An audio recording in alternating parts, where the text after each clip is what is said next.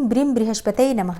भगवान बृहस्पति देव की कृपा सदैव आप और आपके समस्त परिवार पर बनी रहे और आपकी संपूर्ण मनोकामनाएं भगवान श्री हरि विष्णु की कृपा से पूर्ण हो। दोस्तों, आज की वीडियो में आप सुनेंगे बृहस्पतिवार व्रत की कथा। प्राचीन समय की बात है, भारत में एक राजा राज्य करता था। वह राजा बड़ा प्रतापी और दानी था। वह नित्य प्रति मंदिर में भगवत दर्शन करने जाता था और ब्राह्मण और गुरुओं की सेवा किया करता था। उसके द्वार से कोई भी याचक निराश होकर नहीं लौटता था। वह प्रत्येक गुरुवार को व्रत रखता एवं पूजन करता था। हर दिन गरीबों की सहायता करता था, परंतु ये सब बातें उसकी रानी को बिल्कुल भी अच्छी नहीं लगती थी।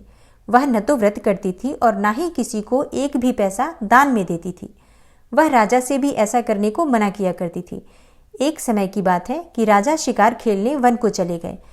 उस समय घर पर सिर्फ रानी और दासी थी। उस समय भगवान बृहस्पति देव साधु का वेश धारण करके राजा के दरवाजे पर भिक्षा मांगने आए। साधु ने रानी से भिक्षा मांगी तो वो कहने लगी, हे साधु महाराज, मैं इस दान और पुण्य से तंग आ गई हूँ। इस कार्य के लिए तो मेरे पतिदेव ही बहुत हैं। अब आप ऐसी कृपा करें कि सारा धन नष्ट हो जाए तथा मैं आराम से रह सकूं। तब साधु रूपी बृहस्पति देव ने कहा, हे देवी, तुम तो बड़ी विचित्र हो। संतान और धन से कोई दुखी नहीं होता है, इसको तो सभी चाहते हैं। पापी मनुष्य भी पुत्र और धन की इच्छा करते हैं। अगर तुम्हारे पास धन अधिक है तो भूखे मनुष्यों को भोजन कराओ, प्याऊ लगवाओ, ब्राह्मणों को दान दो, धर्मशालाएं बनवाओ, कुआं, तालाब, बावड़ी, बाग बगीचे आदि का निर्माण कराओ तथा निर्धनों की कुंवारी कन्याओं का विवाह करवाओ। साथ ही यज्ञ आदि करो। इस प्रकार के कर्मों से आपके कुल का और आपका नाम परलोक में भी सार्थक होगा एवं तुम्हें भी स्वर्ग की प्राप्ति होगी। परंतु रानी साधु की इन बातों से खुश नहीं हुई। उसने कहा, हे साधु महाराज, मुझे ऐसे धन की आवश्यकता नहीं जिसको मैं अन्य लोगों को दान देती फिरूं तथा जिसको रखने और संभालने में ही मेरा सारा समय नष्ट हो जाए। साधु ने कहा, हे देवी, यदि तुम्हारी ऐसी ही इच्छा है तो जैसा मैं तुम्हें बताता हूँ तुम वैसा ही करना। बृहस्पतिवार के दिन घर आंगन को गोबर से लीपना, अपने केशों को पीली मिट्टी से धोना, केशों को धोते समय स्नान करना, राजा से कहना वह हजामत करवाए, भोजन में मांस मदिरा खाना और कपड़े धोबी के यहाँ धुलने देना। इस प्रकार से 7 बृहस्पतिवार करने से तुम्हारा सारा धन नष्ट हो जाएगा। यह कहकर साधु महाराज रूपी बृहस्पति देव अंतर्ध्यान हो गए। रानी ने साधु के कहने के अनुसार 7 बृहस्पतिवार तक उसी प्रकार से करने का विचार किया और साधु के बताए अनुसार कार्य करते हुए केवल 3 बृहस्पतिवार ही बीते थे कि उसकी समस्त धन संपत्ति नष्ट हो गई। भोजन के लिए दोनों समय परिवार तरसने लगा तथा सांसारिक भोगों से दुखी रहने लगा। तब राजा रानी से कहने लगा कि हे रानी, तुम यहाँ पर रहो, मैं दूसरे देश को जाता हूँ, क्योंकि यहाँ पर मुझे सभी मनुष्य जानते हैं, इसलिए मैं यहाँ पर कोई काम नहीं कर सकता। मैं अब परदेश जा रहा हूँ, वहाँ कोई काम धंधा करूँगा, शायद हमारे भाग्य बदल जाएं। ऐसा कहकर राजा परदेश चला गया। राजा वहाँ जंगल से लकड़ी काट कर लाता और शहर में बेचता। इस प्रकार अपना जीवन व्यतीत करने लगा। इधर राजा के बिना रानी और दासियां दुखी रहने लगी। किसी दिन भोजन मिलता और किसी दिन जल पीकर ही रह जाती। एक समय रानी और दासियों को 7 दिन बिना भोजन के व्यतीत करने पड़े। तो रानी ने अपनी दासी से कहा, हे दासी, यहाँ पास ही के नगर में मेरी एक बहन रहती है। वह बड़ी धनवान है। तू उसके पास जा और वहां से 5 सेर बेझर मांग कर ले आ, जिससे कुछ समय के लिए गुजारा हो जाएगा। दासी रानी की बहन के पास गई, लेकिन रानी की बहन उस समय पूजा कर रही थी और उस दिन बृहस्पतिवार का दिन था। दासी ने रानी की बहन से कहा, हे रानी, मुझे आपकी बहन ने भेजा है, मुझे 5 सेर बेझर दे दो। दासी ने ये बात अनेकों बार कही, परंतु रानी की बहन ने कोई भी उत्तर नहीं दिया, क्योंकि वो उस समय बृहस्पतिवार की कथा सुन रही थी। जब दासी को रानी की बहन से कोई उत्तर नहीं मिला तो वो बहुत दुखी हुई। उसे क्रोध भी बहुत आया। वह लौटकर रानी से बोली, हे रानी, आपकी बहन तो बहुत ही घमंडी है। वह छोटे लोगों से बात भी नहीं करती। मैंने उससे कहा तो उसने कोई उत्तर नहीं दिया, तो मैं वापस चली आई। रानी बोली, हे दासी, इसमें उसका कोई दोष नहीं है। जब बुरे दिन आते हैं तब कोई भी सहारा नहीं देता। अच्छे बुरे का पता विपत्ति में ही लगता है। जो ईश्वर की इच्छा होगी वही होगा। यह सब हमारे भाग्य का दोष है। उधर रानी की बहन ने सोचा कि मेरी बहन की दासी आई थी, परंतु मैं उससे बोली नहीं तो इसलिए वह बहुत दुखी होगी। अतः कथा सुनकर और विष्णु भगवान का पूजन समाप्त करके वह अपनी बहन के घर आई और कहने लगी, हे बहन, मैं बृहस्पतिवार का व्रत कर रही थी। तुम्हारी दासी हमारे घर आई थी, परंतु जब तक कथा होती है तब तक हम लोग न उठते हैं और ना ही बोलते हैं, इसलिए मैं नहीं बोली। कहो, दासी क्यों गई थी? रानी बोली, हे बहन, हमारे घर अनाज नहीं था। वैसे तुमसे कोई बात छुपी नहीं है, इस कारण मैंने अपने दासी को तुम्हारे पास 5 सेर बेझर लेने के लिए भेजा था। रानी की बहन बोली, बहन देखो, बृहस्पति भगवान सबकी मनोकामना पूर्ण करते हैं। देखो, शायद तुम्हारे घर में ही अनाज रखा हो। यह सुनकर दासी घर के अंदर गई तो वहां उसे एक घड़ा बेझर का भरा हुआ मिल गया। उसे बड़ी हैरानी हुई, क्योंकि उसने एक एक बर्तन देख लिया था। उसने बाहर आकर रानी को बताया। दासी अपनी रानी से कहने लगी कि हे रानी, देखो, वैसे हमको जब अन्न नहीं मिलता तो हम रोज ही व्रत करते हैं। अगर इनसे व्रत की विधि और कथा पूछ ली जाए तो उसे हम भी कर लिया करेंगे। तब दासी के कहने पर रानी ने अपनी बहन से बृहस्पतिवार व्रत के बारे में पूछा। उसकी बहन ने बताया, हे रानी बहन, बृहस्पतिवार को सूर्योदय से पहले उठकर स्नान करके बृहस्पतिवार का व्रत करना चाहिए, लेकिन उस दिन सिर नहीं धोना चाहिए। बृहस्पतिवार के व्रत में चने की दाल और मुनक्कों से विष्णु भगवान का केले के वृक्ष की जड़ से पूजन करें तथा दीपक जलावें। उस दिन एक ही समय भोजन करें। भोजन पीले खाद्य पदार्थ का करें तथा कथा सुनें। इस प्रकार करने से गुरु भगवान प्रसन्न होते हैं, अन्न, पुत्र और धन देते हैं। इस तरह व्रत और पूजन की विधि बताकर रानी की बहन अपने घर लौट गई। दासी और रानी दोनों ने निश्चय किया कि वे बृहस्पति देव भगवान का पूजन जरूर करेंगी। 7 दिन के बाद जब बृहस्पतिवार आया तो उन्होंने व्रत रखा। घुड़साल में जाकर चना और गुड़ बीन लाई तथा उसकी दाल से केले की जड़ में विष्णु भगवान का पूजन किया। अब भोजन कहाँ से आए, इस बात को लेकर दोनों बहुत दुखी थी, परंतु उन्होंने व्रत किया था, इस कारण बृहस्पति देव भगवान प्रसन्न थे। वे एक साधारण व्यक्ति के रूप में 2 थालों में सुंदर पीला भोजन लेकर आए और दासी को देकर बोले, हे दासी, यह भोजन तुम्हारे और रानी के लिए है, तुम दोनों करना। दासी भोजन पाकर बड़ी प्रसन्न हुई और रानी से बोली, रानी जी, भोजन कर लो। रानी को भोजन आने के बारे में कुछ भी पता नहीं था, इसलिए वह दासी से बोली, जा तू ही भोजन कर, क्योंकि तू हमारी व्यर्थ में हंसी उड़ाती है। दासी बोली, एक व्यक्ति अभी अभी भोजन देकर गया है। रानी कहने लगी, वह भोजन तेरे लिए ही दे गया है, तू ही भोजन कर। दासी ने कहा, वह व्यक्ति हम दोनों के लिए 2 थालों में भोजन दे गया है, इसलिए मैं और आप दोनों ही साथ साथ भोजन करेंगी। फिर दोनों ने गुरु भगवान को नमस्कार करके भोजन प्रारंभ किया। उसके बाद से वे प्रत्येक बृहस्पतिवार को गुरु भगवान का व्रत और पूजन करने लगी। बृहस्पति भगवान की कृपा से उनके पास धन हो गया, परंतु रानी फिर पहले की तरह से आलस्य करने लगी। तब दासी बोली, देखो रानी, तुम पहले भी इसी प्रकार आलस्य करती थी, तुम्हें धन के रखने में कष्ट होता था, इस कारण सभी धन नष्ट हो गया। अब गुरु भगवान की कृपा से धन मिला है तो फिर तुम्हें आलस्य होता है। बड़ी मुसीबतों के बाद हमने यह धन पाया है, इसलिए हमें दान पुण्य करना चाहिए। दासी ने रानी से कहा कि हे रानी, तुम भूखे मनुष्यों को भोजन करवाओ, प्याऊ लगवाओ, ब्राह्मणों को दान दो, कुआं, तालाब, बावड़ी आदि का निर्माण करवाओ, मंदिर पाठशालाएं बनवाकर दान दो, कुंवारी कन्याओं का विवाह करवाओ, धन को शुभ कार्यों में खर्च करो, जिससे तुम्हारे कुल का यश बढ़े और स्वर्ग प्राप्त हो और पितृ प्रसन्न हो। दासी की बात मानकर रानी ने इसी प्रकार के कर्म करने प्रारंभ किए, जिससे उनका यश काफी फैलने लगा। एक दिन रानी और दासी आपस में विचार करने लगी कि न जाने राजा किस दशा में होंगे, उनकी कोई खोज खबर नहीं है। गुरु भगवान से उन्होंने प्रार्थना की और भगवान ने रात्रि में राजा को स्वप्न में कहा, हे राजा, उठ, तेरी रानी तुझको याद करती है, अब अपने देश को लौट जा। राजा प्रातःकाल उठकर जंगल से लकड़ियां काटकर लाने के लिए जंगल की ओर चल पड़ा। जंगल से गुजरते हुए वह सोचने लगा कि रानी की गलती की वजह से कितने दुख भोगने पड़े। राजपाट छोड़कर उसे जंगल में आकर रहना पड़ा। जंगल से लकड़ियां काटकर उन्हें बेचकर गुजारा करना पड़ा। उसी समय उस जंगल में बृहस्पति देव एक साधु का रूप धारण करके आए और राजा के पास आकर बोले, हे लकड़हारे, तुम इस सुनसान जंगल में किस चिंता में बैठे हो, मुझे बतलाओ। यह सुनकर राजा के नेत्रों में जल भर आया और वह साधु की वंदना करके बोला, हे प्रभु, आप तो सब कुछ जानने वाले हैं। इतना कहकर राजा ने साधु को अपनी संपूर्ण कहानी सुना दी। महात्मा तो स्वभाव से ही दयालु होते हैं। वे राजा से बोले, हे राजा, तुम्हारी पत्नी ने बृहस्पति देव के प्रति जो अपराध किया था, जिसके कारण तुम्हारी यह दशा हुई, अब तुम किसी प्रकार की चिंता मत करो। भगवान तुम्हें पहले से बहुत अधिक धन देंगे। देखो, तुम्हारी पत्नी ने बृहस्पतिवार का व्रत करना प्रारंभ कर दिया है, और अब तुम भी बृहस्पतिवार का व्रत करके चने की दाल व गुड़ और जल को लोटे में डालकर केले के पत्ते से भगवान विष्णु का पूजन करो। फिर कथा कहो या सुनो, भगवान तुम्हारी सब मनोकामनाओं को पूर्ण करेंगे। साधु को प्रसन्न देखकर राजा बोला, हे प्रभु, मुझे लकड़ी बेचकर इतना पैसा भी नहीं बचता जिससे भोजन के उपरांत कुछ बचा सकूं। मैंने रात्रि में अपनी रानी को व्याकुल देखा है।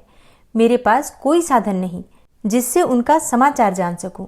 फिर मैं बृहस्पतिवार की कौन सी कहानी कहूं या सुनूं? मुझको तो कुछ भी मालूम नहीं है। साधु ने कहा, हे राजा, तुम किसी बात की चिंता मत करो। बृहस्पतिवार के दिन तुम रोजाना की तरह लकड़ियां लेकर शहर में जाओ। तुम्हें रोज से दुगना धन प्राप्त होगा, जिससे तुम भली भांति भोजन कर लोगे तथा बृहस्पति देव की पूजा का सामान भी आ जाएगा। और बृहस्पति देव की कथा इस प्रकार है। प्राचीन काल में एक बहुत ही निर्धन ब्राह्मण रहता था। उसके कोई संतान नहीं थी। वह नित्य पूजा पाठ करता था, परंतु उसकी स्त्री बहुत ही मलिनता के साथ रहती थी। वह न तो स्नान करती थी और न ही किसी देवता का पूजन करती थी। प्रातःकाल उठते ही सर्वप्रथम भोजन करती थी, बाद में कोई अन्य कार्य करती थी। ब्राह्मण देवता बहुत दुखी रहते थे। वे पत्नी को बहुत समझाते, किंतु उसका कोई परिणाम नहीं निकलता था। भगवान की अनुकंपा से एक समय उस ब्राह्मण की पत्नी गर्भवती हुई और 10वें महीने एक सुंदर कन्या को जन्म दिया। निर्धन ब्राह्मण कन्या के जन्म से बहुत दुखी हुआ। धीरे धीरे ब्राह्मण की कन्या बड़ी होने लगी। बचपन से ही उस कन्या की रुचि भगवान विष्णु की पूजा में थी। वह प्रातः उठते ही स्नान आदि करके भगवान विष्णु की पूजा करने मंदिर में जाती थी। बृहस्पतिवार को व्रत करके विधिवत पूजा पाठ करती थी और पूजा पाठ करने के बाद पढ़ने के लिए पाठशाला में जाती थी। घर से चलते हुए वह मुट्ठी भर जौ साथ लेकर जाती और पाठशाला के रास्ते में थोड़े थोड़े जौ गिराती जाती थी। जब वह पाठशाला से घर लौटती तो जौ के वो दाने सोने में बदले हुए मिलते थे। लड़की सभी दाने सोने के बीन लाती थी। एक दिन जब वह सोने के दानों को साफ कर रही थी तो उसकी माँ ने कहा, बेटी, सोने के दाने साफ करने के लिए सोने का सूप भी होना चाहिए। अगले दिन बृहस्पतिवार था। उसने भगवान बृहस्पति देव की पूजा करते हुए प्रार्थना की कि हे भगवान, यदि आपका व्रत मैंने विधिवत किया है तो मुझे सोने का सूप दे दो। भगवान बृहस्पति देव ने उसकी मनोकामना पूरी करने का वचन दिया। पाठशाला से लौटते समय उसे रास्ते में सोने का सूप पड़ा हुआ मिला। घर लौटकर सोने का सूप अपनी माँ को दिखाकर वह सोने के दाने साफ करने लगी। उसी समय नगर का राजकुमार उसके घर के पास से गुजरा। उस सुंदर लड़की को सोने के सूप में जौ साफ करते देखकर राजकुमार उस पर मोहित हो गया। महल में लौटकर राजकुमार ने राजा से उस लड़की से विवाह करने की इच्छा प्रकट की। तो राजा ने ब्राह्मण को महल में बुलाकर राजकुमार से उस लड़की के विवाह की बात कही। ब्राह्मण तैयार हो गया। धूमधाम से उस लड़की का विवाह राजकुमार से हो गया। दुल्हन बनकर ब्राह्मण की लड़की महल में चली गई। लड़की के जाने से ब्राह्मण फिर से निर्धन हो गया। उसे कई कई दिन भोजन भी नहीं मिलता था। बहुत दुखी होकर ब्राह्मण एक दिन अपनी लड़की के पास गया।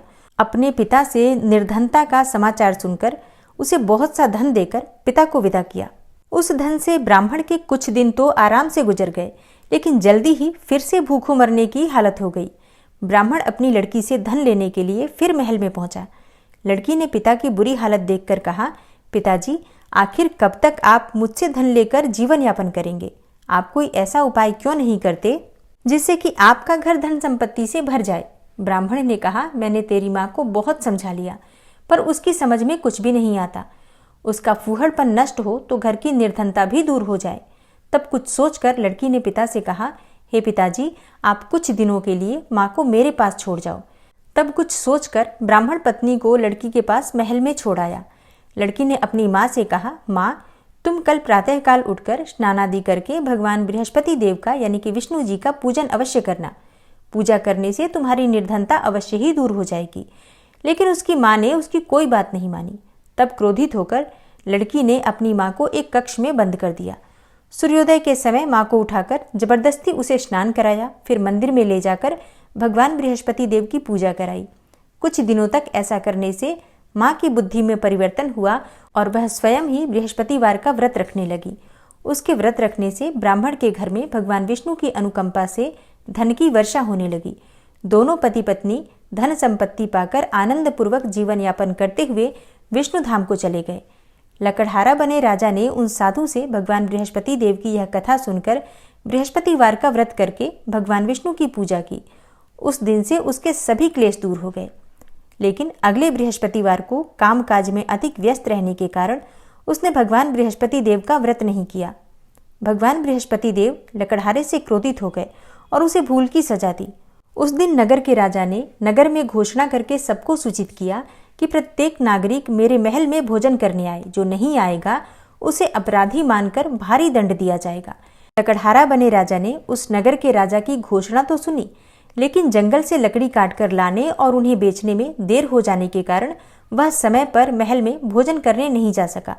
अतः राजा के सैनिक उसे पकड़कर महल में ले गए। राजा ने उसे महल के एक कक्ष में बिठाकर भोजन कराया।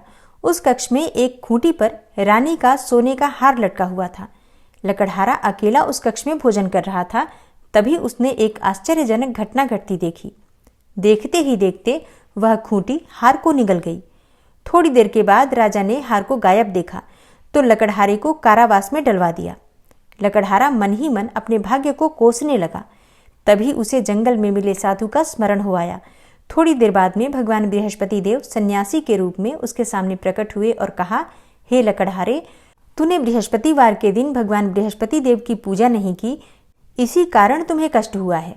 लेकिन अब तुम चिंता मत करो। बृहस्पतिवार के दिन कारागार के दरवाजे पर तुम्हें कुछ पैसे पड़े हुए मिलेंगे। उन पैसों से भगवान बृहस्पति देव का व्रत करके उनकी पूजा करोगे तो तुम्हारे सारे दुख नष्ट हो जाएंगे। बृहस्पतिवार के दिन दरवाजे पर पड़े मिले पैसों से चने और गुड़ मंगाकर लकड़हारे ने बृहस्पतिवार की कथा कही तो भगवान बृहस्पति देव ने प्रसन्न होकर उस नगर के राजा को स्वप्न में लकड़हारे को कारागार से मुक्त करने का आदेश दिया। सुबह राजा ने अपने कक्ष में आकर देखा तो खूंटी पर रानी का हार टंगा हुआ था।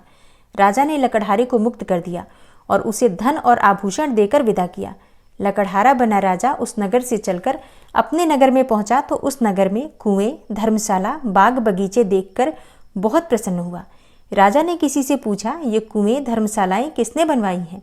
सबने उसे बताया कि ये सब रानी और उसकी दासी ने बनवाए हैं। राजा महल में पहुंचा तो रानी ने उसका भव्य स्वागत किया। तब राजा ने निश्चय किया कि सप्ताह में एक बार तो सभी बृहस्पति देव का व्रत तथा पूजन करते हैं, परंतु मैं प्रतिदिन व्रत किया करूंगा तथा दिन में 3 बार कथा कहा करूंगा।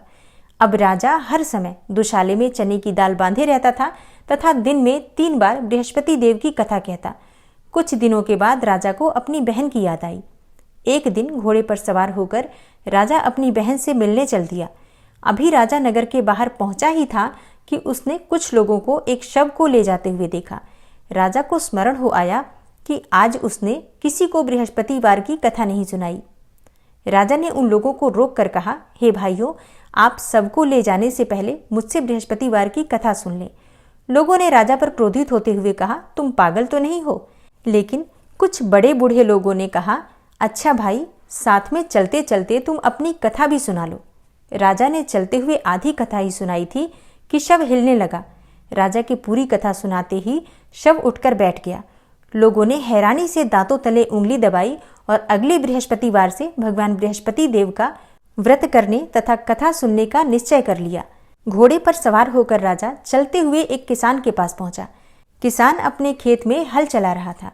राजा ने कहा, अरे भाई, मुझसे बृहस्पतिवार की कथा सुन लो।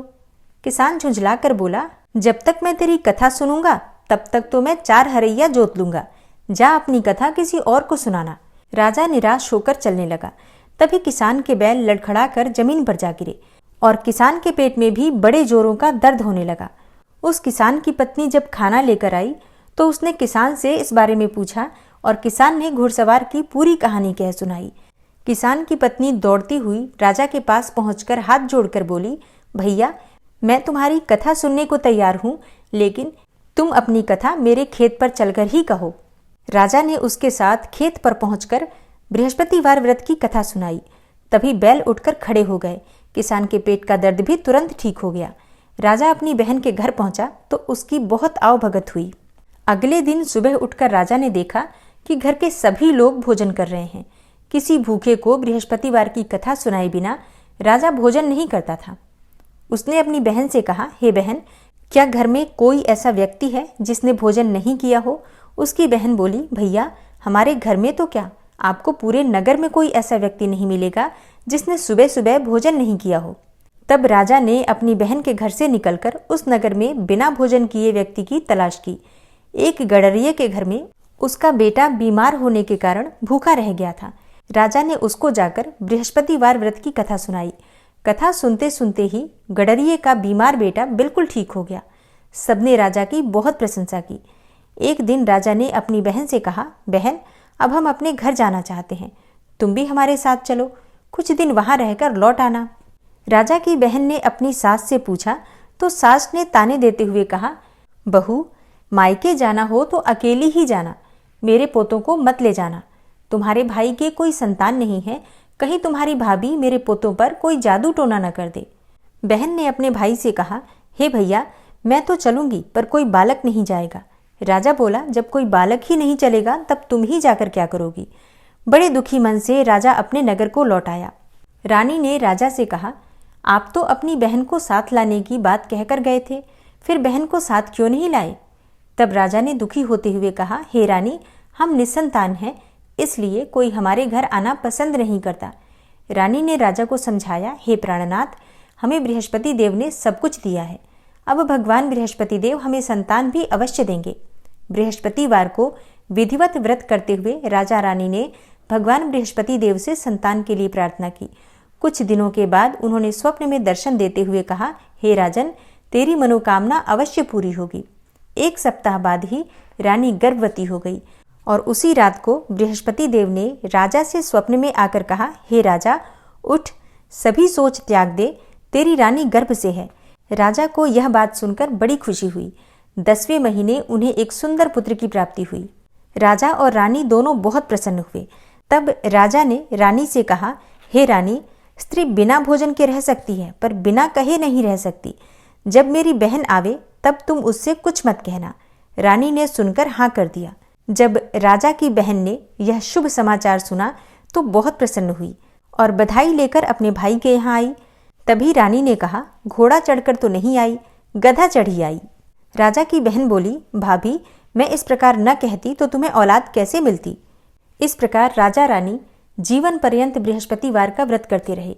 उनके घर में धन की वर्षा होती रही। इस तरह आनंद पूर्वक जीवन यापन करते हुए राजा रानी भगवान बृहस्पति देव की अनुकंपा से मोक्ष को प्राप्त करके सीधे वैकुंठ धाम पहुंच गए।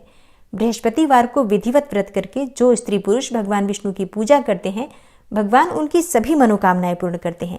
बृहस्पति देव ऐसे ही हैं, जैसी जिसके मन में कामनाएं होती हैं सभी को पूर्ण करते हैं। जो सद्भावना पूर्वक बृहस्पतिवार का व्रत करता है एवं कथा पढ़ता है अथवा सुनता है अथवा दूसरों को सुनाता है, बृहस्पति देव उसकी सभी मनोकामनाएं पूर्ण करते हैं। भगवान बृहस्पति देव उसकी सदैव रक्षा करते हैं। संसार में जो मनुष्य सद्भावना से भगवान जी का पूजन व्रत सच्चे हृदय से करते हैं तो उनकी सभी मनोकामनाएं पूर्ण करते हैं। जैसी सच्ची भावना से रानी और राजा ने उनकी कथा का गुणगान किया तो उनकी सभी इच्छाएं बृहस्पति देव जी ने पूर्ण की थी। इसलिए सच्चे मन से बृहस्पतिवार का व्रत करना चाहिए, कथा पढ़ना चाहिए अथवा सुनना चाहिए और इसके बाद शुद्ध घी का दीपक जलाकर बृहस्पति देव की आरती करनी चाहिए। तो चलिए अब आरती कर लेते हैं। ओम जय बृहस्पति देवा, स्वामी जय बृहस्पति देवा, छिन छिन भोग लगाऊं कदली फल मेवा। ओम जय बृहस्पति देवा, तुम पूर्ण परमात्मा, स्वामी तुम अंतर्यामी, जगत पिता जगदीश्वर, तुम सबके स्वामी। ओम जय बृहस्पति देवा, चरणामृत निज निर्मल, सब पातक हरता, सकल मनोरथ दायक, कृपा करो भरता। ओम जय बृहस्पति देवा, तन मन धन अर्पण कर, जो जन शरण पड़े, प्रभु प्रकट तब होकर, आकर द्वार खड़े। ओम जय बृहस्पति देवा, दीन दयाल दयानिधि, भक्तन हितकारी, पाप दोष सब हरता, भवबंधन हारी। ओम जय बृहस्पति देवा, सकल मनोरथ दायक, सब संशय हारी, विषय विकार मिटाओ, संतन सुखकारी। ओम जय बृहस्पति देवा, जो कोई आरती तेरी प्रेम सहित गावे, ज्येष्ठानंद आनंदन सो निश्चय पावे। ओम जय बृहस्पति देवा। और अब सच्चे मन से, श्रद्धा भाव से, प्रेम से जयकारा लगाइए। बृहस्पति भगवान की जय, श्री लक्ष्मी नारायण की जय। जय जय श्री कृष्णा, जय श्री राधे। दोस्तों, आज की वीडियो आपको कैसी लगी कमेंट बॉक्स में ज़रूर बताइए, और अच्छी लगी हो वीडियो तो लाइक करके और शेयर भी ज़रूर कीजिए। और चैनल पर पहली बार आए हैं, अगर अभी तक आपने चैनल को सब्सक्राइब नहीं किया है तो आज की वीडियो अगर आपको अच्छी लगे तो चैनल को सब्सक्राइब करके बेल आइकन को ज़रूर प्रेस कर लीजिए। इससे ये होगा कि इस चैनल पर जो नई वीडियो अपलोड होंगी उनकी नोटिफिकेशन आपको सही समय पर प्राप्त होगी। मिलती हूँ मैं आपसे अगली वीडियो में, तब तक के लिए नमस्कार।